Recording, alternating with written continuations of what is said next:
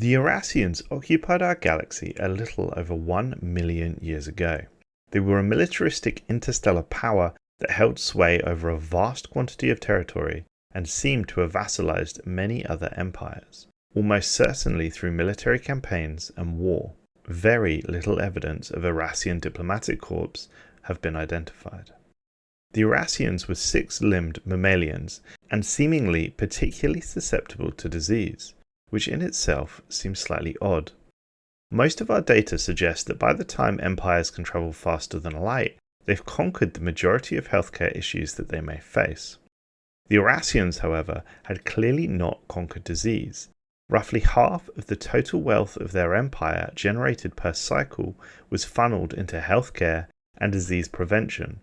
Despite this, they remained a sickly race. At almost every dig site there is evidence of the Irassians succumbing to a fairly standard bacterial infection, which is universally referred to between themselves and their subject races as the Javorian pox. This pox did not affect any race bar the Irassians.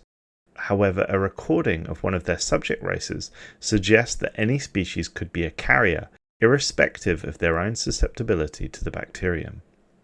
Other than healthcare, a large proportion of the Irassian resources went into warfare. As stated, we know that they had vassalized several subject empires, and they were clearly not friendly integrations. We have found evidence of a race called the Jorga, a molluscoid species that were fairly primitive, i.e. they had not yet achieved spaceflight, but they were close. The Irassians, after a lengthy military campaign, conquered them, leaving a substantial military presence behind, which suggests the Jorga were not content under the Irassian yoke. Interestingly, the Jorga were seemingly aware of the Javorian pox. They had managed to transmit a message to other Irassian client species, which reads as follows. The time to strike at the tyrants is now. Our agents have learned that the Javorian pox only affects the weak Irassians, but any species can act as a carrier for the disease. Every effort must be made to infiltrate their worlds, their space stations and their ships. At long last the Irassians have met a foe that cannot be brought low by their vaunted starfleet.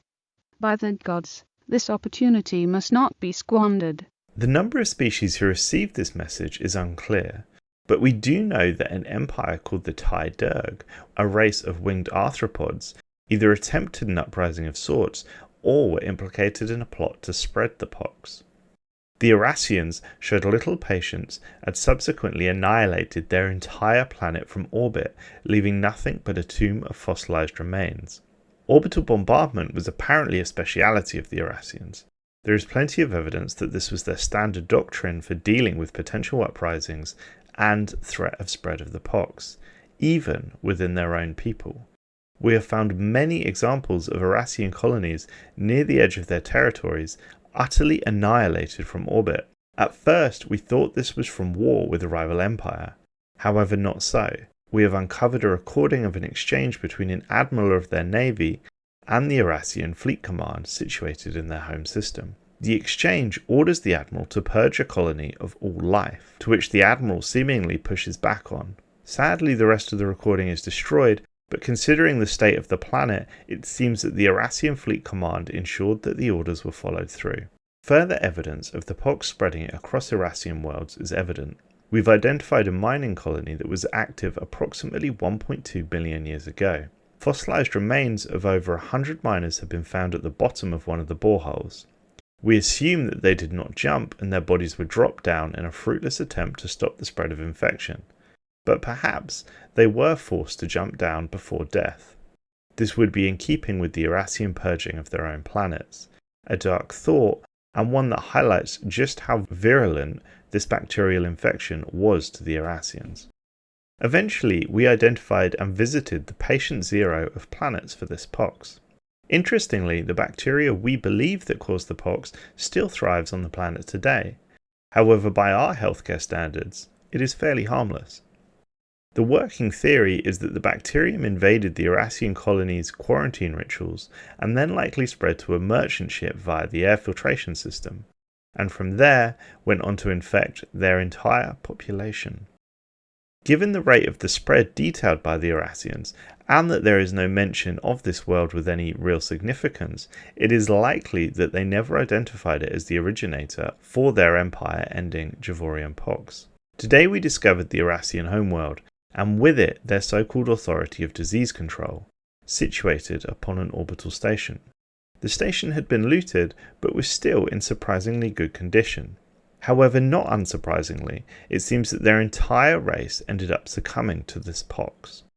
The final log in the station's computer detailed that the pox had spread uncontrollably across their empire and they were becoming increasingly desperate. They attached all their failed attempts to produce a cure in the vain hope that the data would be useful to any surviving Irassians who remained unaffected.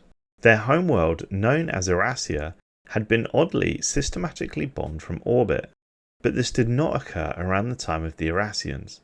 This bombardment was extremely precise, ensuring that every square meter of the planet had been glassed, and it occurred only approximately 2,000 years prior to our arrival.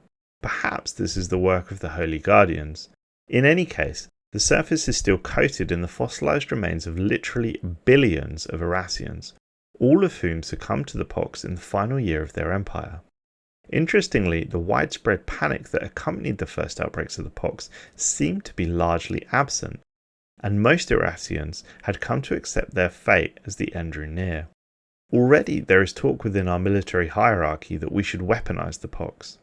The more xenophobic of them, citing such nonsense as, we could conquer worlds without firing a shot and leave no damage to infrastructure. They are fools. If anything, this dead world should serve as a stark reminder for our empire not to become complacent and over-reliant on our wondrous technology.